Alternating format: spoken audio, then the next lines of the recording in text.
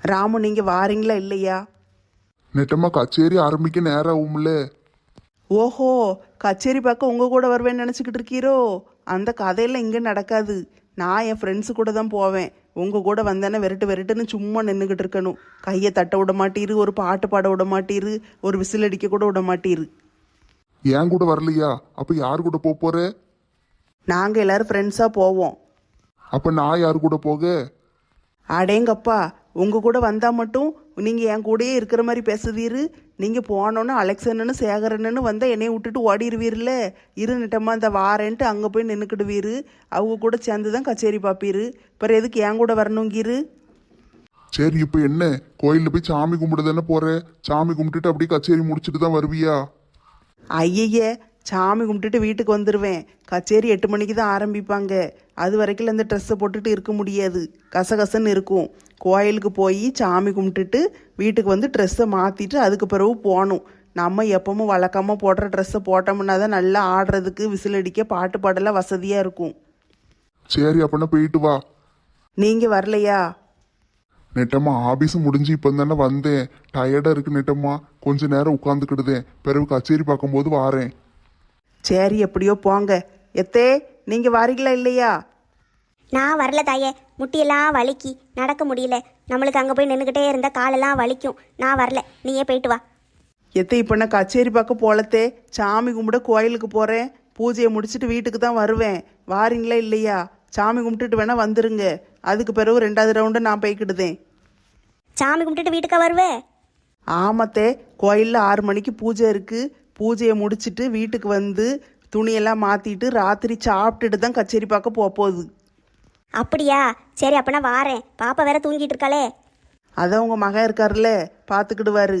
வாங்க, நம்ம போயிட்டு வருவோம். சரிட்டி, வாரேன், வா. ஏ ராமே, பிள்ளைய பார்த்துக்கோங்கன்னு. ராமே ராமேன்னு பாடா படுத்துதாலே. சரி நெட்டம்மா, பார்த்துக்கிடுதேன், போயிட்டு வா. 2 பேரும் அழகா இருக்கீங்க மக்கா. நான் மட்டும் பட்டு சேலை கட்டிக்கிட்டு இருக்கேன். மீனா என்ன சாதாரணமாக சேலை கட்டியிருக்கா?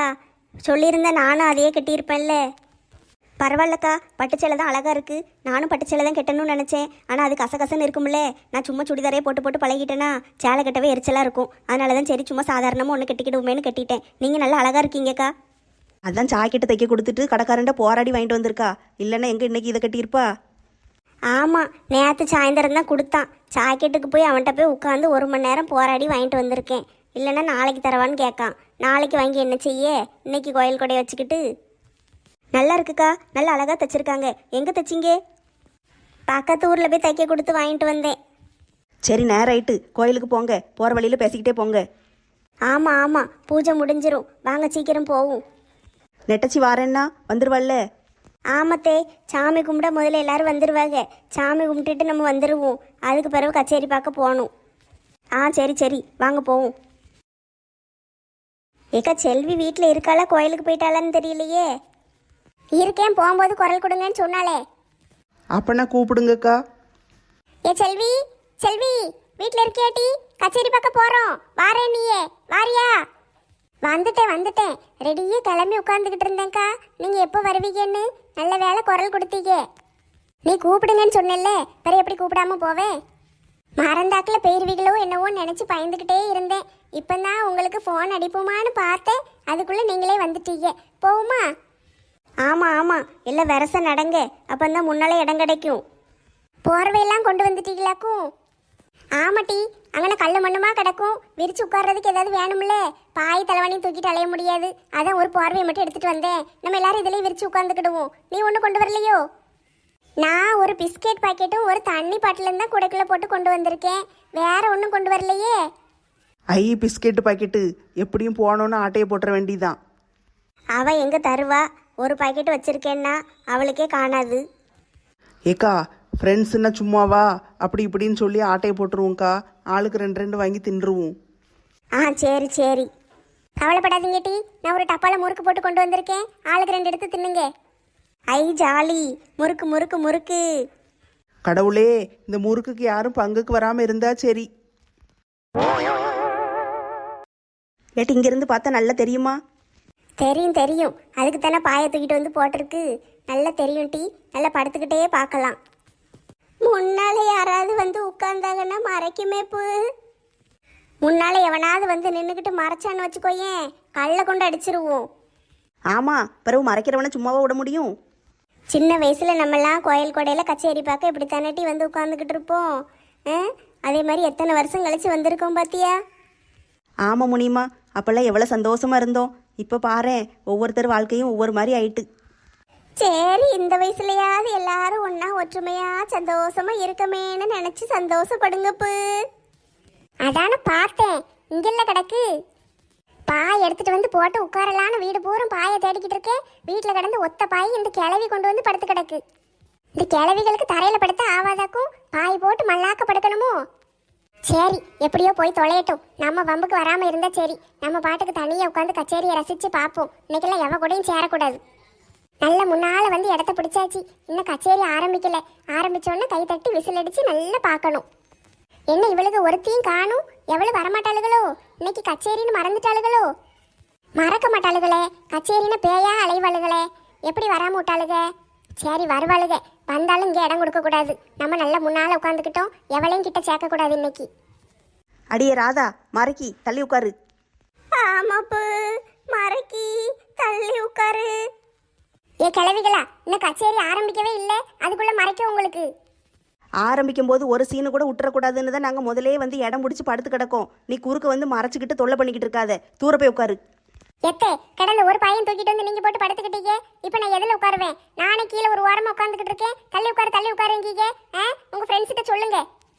என்னப்பு, மாமியார் இப்படி மரியாதை இல்லாம கெட்ட கெட்ட வார்த்தையா சொல்லி ஏசுதே. உன் மாமியாக்கார் இப்படியே உன்னை விட்டு வச்சிருக்கா? ஏன் முனியம்மா, இவளை இப்படியே விட்டு வச்சிருக்கியே? அன்னைக்கே பூரிக்கட்டையை கொண்டு வீச சொன்னோம்ல, நீ என்ன வீசலையா? அதான பார்த்தேன். இந்த மாமியா கிழவி எதுக்கு நம்மளை திடீர்னு இப்படி போட்டு அடி அடின்னு அடிக்கேன்னு யோசிச்சுக்கிட்டே இருந்தேன். எல்லாம் இந்த கிழவியை பார்த்து கொடுத்த வேலை தானா? என் கிழவிகளா, என் கையில மட்டும் மாட்டுங்க, உங்களை ஒரு வழி பண்ணிருந்தேன். பாரு முனியம்மா, உன் முன்னாலேயே இப்படி எங்களை எடுத்தெறிஞ்சு பேசுதா? நீ பார்த்துக்கிட்டு சும்மா இருக்கியே. அடியே குமரி, என் ஃப்ரெண்ட்ஸ் ஏதாவது சொன்னேன், மண்டையை உடச்சி தூக்கி அன்னைக்கு மாதிரி தொங்க விட்டுருவோம் பார்த்துக்கோ. நான் பாட்டுக்கு சும்மா இருக்கேன். உங்க ஃப்ரெண்ட்ஸ் தான் என்கிட்ட வம்பளுக்காக அதை பார்த்துக்கிட்டு சும்மா இருக்கீங்க. என்னை விட அவங்க தான் உங்களுக்கு பெருசா போயிட்டாங்களோ? நீ ஒழுங்கா இருந்தீன்னா இவளுக்கு கிட்ட உனக்காக நான் சண்டை போட்டிருப்பேன். நீ ஊர்ல இருக்கிறவள பூரா உரண்டை இழுத்துட்டு வந்துகிட்டு இருக்க. உனக்காக நான் என் ஃப்ரெண்ட்ஷிப்பை விட முடியுமா? எத்தனை வருஷம் ஃப்ரெண்ட்ஷிப்பு தெரியுமாட்டி? ஒரு 60 வருஷம் இருக்கும். நாங்கள் எல்லாம் சின்ன குழந்தையா இருக்கும்போது இருந்து ஃப்ரெண்ட்ஸா ஒன்றா இருக்கோம். எங்களை வந்து குறுக்க வந்து பிரிக்கணும்னு நினைக்காத, சரியா? என் ஃப்ரெண்ட்ஸ் எந்த தப்பும் பண்ண மாட்டாங்க. நீ தப்பு செஞ்சா மட்டும்தான் அவங்க கேட்பாங்க. அவளுகளுக்கு உரிமை இருக்கு. எனக்கு என்ன உரிமை இருக்கோ அதே உரிமை உன்னை கேள்வி கேட்கறதுக்கு அவளுகளுக்கு இருக்கு. ஓஹோ, இவளுகெல்லாம் கேள்வி கேட்கறதுக்கு தான் எங்க அப்பா அம்மா என்னைய பெத்து வளர்த்து கொண்டு வந்து இங்க விட்டுருக்காங்களோ?